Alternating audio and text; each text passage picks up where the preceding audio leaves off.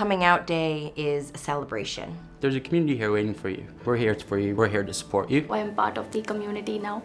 I am gay. I identify as a homoromantic asexual. I identify as both queer and genderqueer. I identify as a lesbian. I'm bi.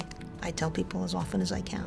We are all far more alike than we are unalike. As much as I have an experience as a queer person, there are plenty of other experiences out there, and I want to prompt people to get more comfortable coming forward with telling their story because people want to hear their story.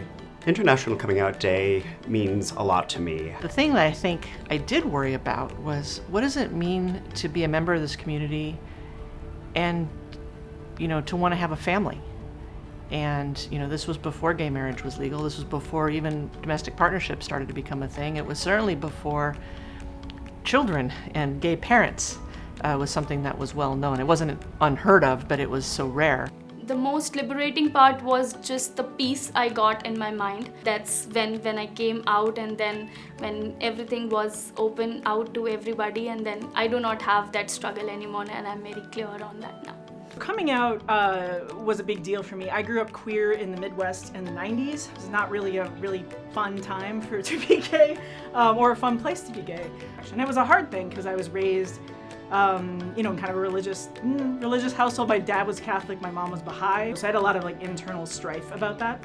And then found the internet, and that changed a lot of things in my life. I met a girl and she lived in Canada, and one of us had to move, so I moved countries. Our second date was me with a U-Haul and all of my stuff moving to another country. But I chose that moment to be like, okay, I'm done with hiding who I am, and I am going to introduce myself on the very first day of school as I'm Angie and I'm queer, and if you have a problem with that, let's just save each other a lot of time and not become friends, because it's just going to be devastating later. Ultimately, how it changed my life is that it probably saved it. It was a TV show called Queer as Folk. It really spoke to me, not because I really liked the show, but because it showed me that there was a community waiting there for me, that, things, while might seem dark now, will get better. It took many years of introspection, many years of struggling. What really helped me with this process was understanding that I'm not alone, that I have others that I can go to for support. For most of my career, I stayed hidden.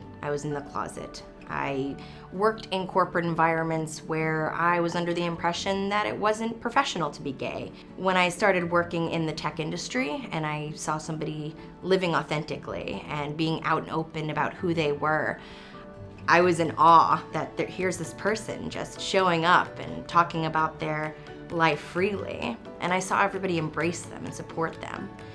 And I casually mentioned it one day, thinking it wouldn't be a big deal since they were already out in the open, but everybody was very surprised. It came with a lot of questions, but also followed with a lot of support. This huge weight was lifted off of my shoulders, and I was able to move forward in my career and feel a very unique sense of freedom that I get to enjoy every day of my life now. It was probably the best thing I ever did, because I no longer have that secret and that weight on my shoulders. The straight people turn around and they're like, why do I need to come out? Like, why does a person who's queer identifying need to come out? But the thing is, a lot of that is having a secret that you're consistently carrying around with you. I didn't even know my identity was a thing. When I first came out, I thought I was a lesbian, and it was only through kind of education efforts of being exposed to all the full spectrum of the rainbow, if you will, that I discovered later in life that there's a more personal term that describes me, and I think that's true of a lot of people. It's really tempting to think of my coming out experience as something that was over. After I came out to my mother, after I came out to my friends, after I started living openly as a queer person. But it's never really over, because every time you meet new people, every time you start a new job, there's always going to be that moment where you have to self-identify, or you don't have to, but if you're living the way I'm trying to live my life, you are going to put it out there. The entire 1-year journey of coming out has been a great transformation in itself to me, physically, mentally, emotionally, in all possible ways. I think just wanted to add my voice so that people who aren't yet allies would be aware just how many of us there are. What's happening in the current political climate around the world. It's even more important to stand up and be visible and come out to your colleagues and come out to your friends and come out to your community, because only then can we really like make that progress. We still need coming out day.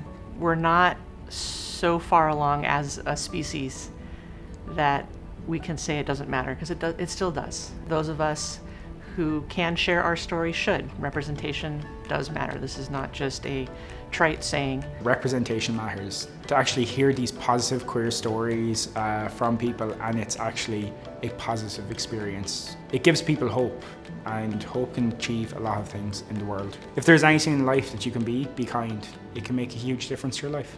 I think it's important to know if you're existing in the world and you feel like you don't fit, that there might be a group that you fit with. You just have to know that they exist. The more visibility that we have with different people's journeys and stories and experiences, it paves the way for younger people in the queer community to realize that they're not alone, to realize that they can be who they are.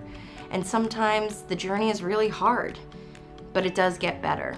It's critical that we are as visible as possible. The more people who come out and the more visibility we get in society, the more accepting society becomes. One of the things I like about MongoDB is we do put an emphasis on creating a culture where everyone can feel like they can be their authentic self. You know, as we've grown, we've really stayed that kind of company. We need to be visible. I don't want to say it's our duty or obligation, but I do think it's our responsibility to make sure that anybody who might be fearful or hesitant knows that somewhere in the world there's a safe space for them. Coming out is probably one of the most difficult things that you'll ever do, but for most people that I speak to, the main thing that they said is, it's not as bad as I thought it would be, or I'm so glad I did that. And I hope that for anyone watching this, they can get that sense of, you know, there is people here to support you. There is a community here waiting for you. If my story can help someone, I'm always going to tell it. Give yourself time to accept yourself, but also give time to others to accept yourself. I think some of the best relationships that I've had, or the best teams I have been in, have been teams where we all know each other very, very personally, and we all know each other's stories, and that has created a huge sense of harmony. And if you could bottle that and sell it, I think there would be so few problems in the world. Everybody's on their own journey and everybody's on their own timeline, but I just want you to know that when you're ready, you're gonna have a whole community of people ready to back you up, and before you're ready, we're also around. So just, you know, come talk to us and we're happy to help. Lead with love, have an open mind, be kind, and recognize that everybody has a different story and background and struggle that they face. But we all have the choice and the power to influence a better tomorrow.